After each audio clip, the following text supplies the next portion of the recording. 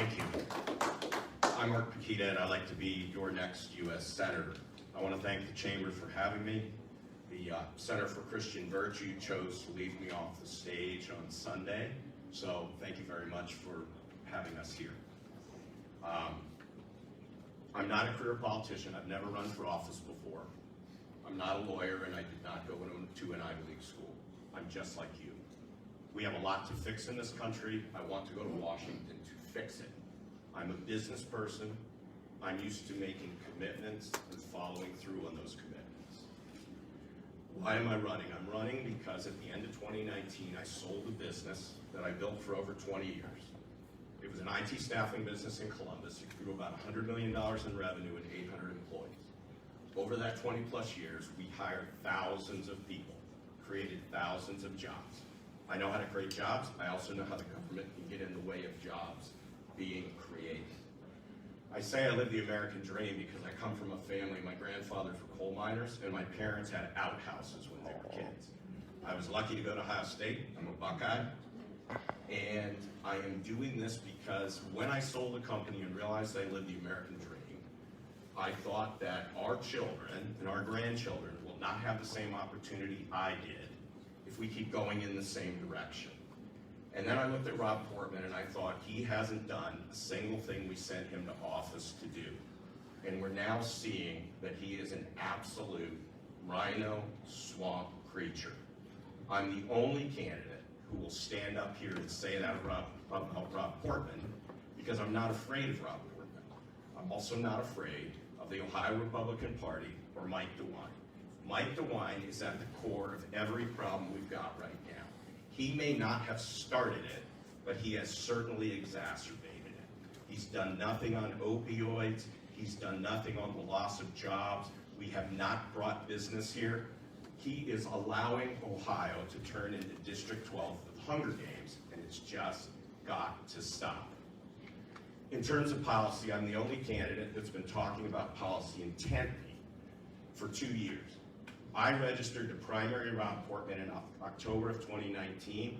Everybody else got in, as my campaign team likes to say, after it was cool. It wasn't cool for me to be primarying a sitting U.S. Senator with the kind of money and the kind of clout that Rob Portman has.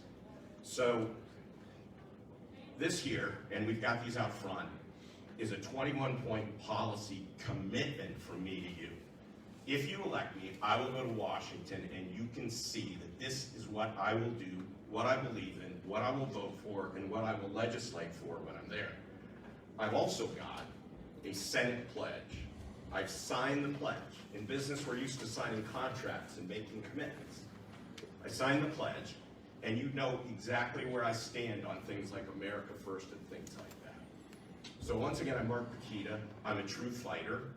I'm helping fight for changes in education in Ohio and really reforming the corrupt Ohio Republican Party, which maybe you don't know has a $2 million accounting inconsistency that Bob Paduchek, the chairman, is unwilling to have audited.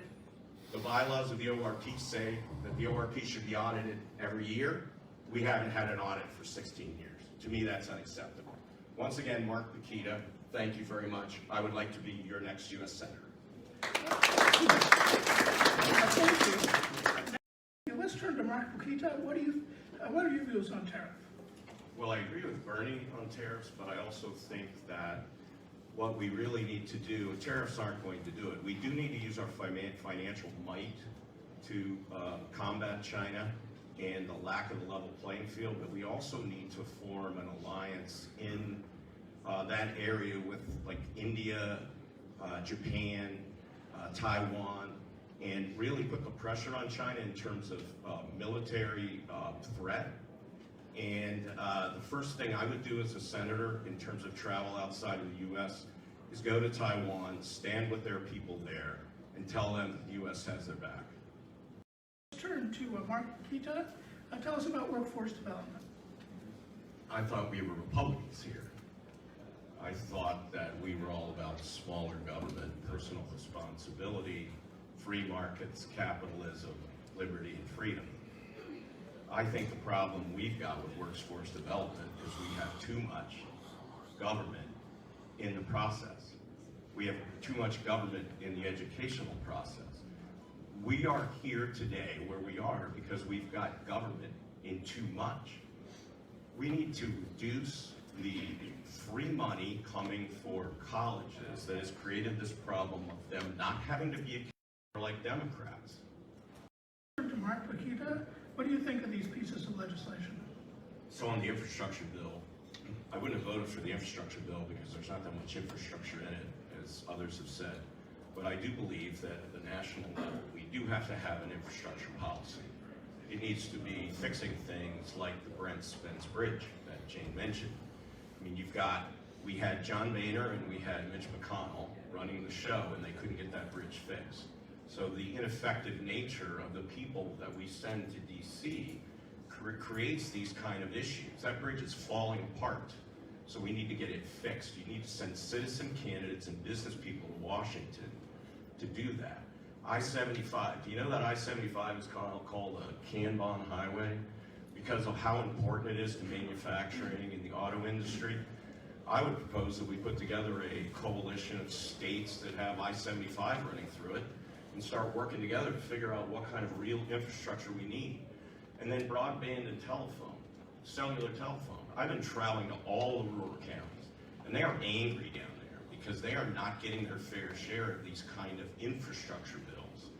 We electrified the United States everywhere. You can get electricity everywhere, right? But you can't get cell service everywhere, and you can't get broadband. We ought to be focusing on those and not social infrastructure. In terms of the Ohio Fairness Act, I don't know what it is, but it really doesn't matter. Because we've got a General Assembly that gets nothing done. And if it does, it's so watered down that it's meaningless. So I wouldn't worry about it. Whatever it is, will have no impact. Thank you. Now, let's turn to Mark Pukita. What about stagflation? Wow. I thought we were all Republicans here, but I guess Matt is the Democrat representative.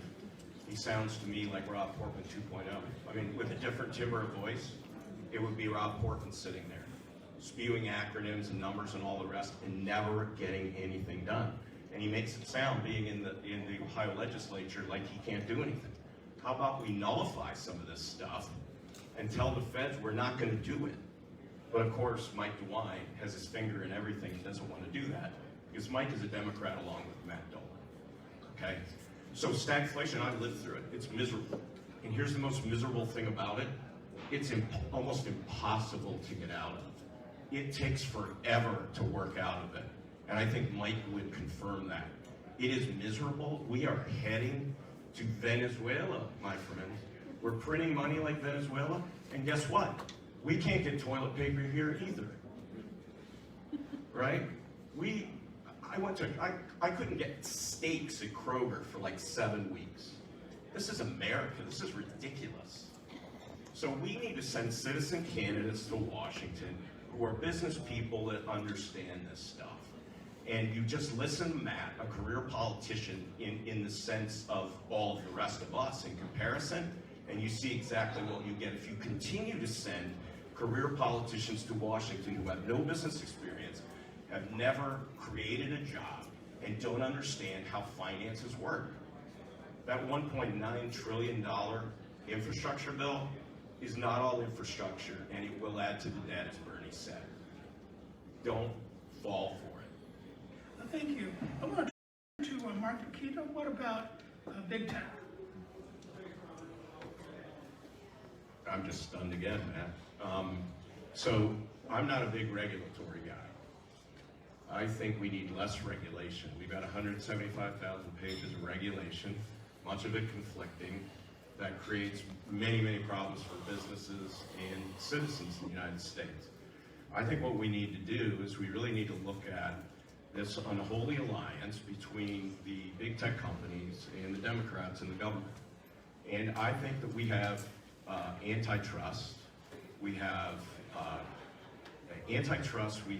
restraint of trade, we have those kind of laws in place that if we had a Department of Justice that wasn't crooked, right, and we had an FBI that wasn't compromised, the FBI needs to be, we need to take a flamethrower to the FBI and rebuild it from the ground up.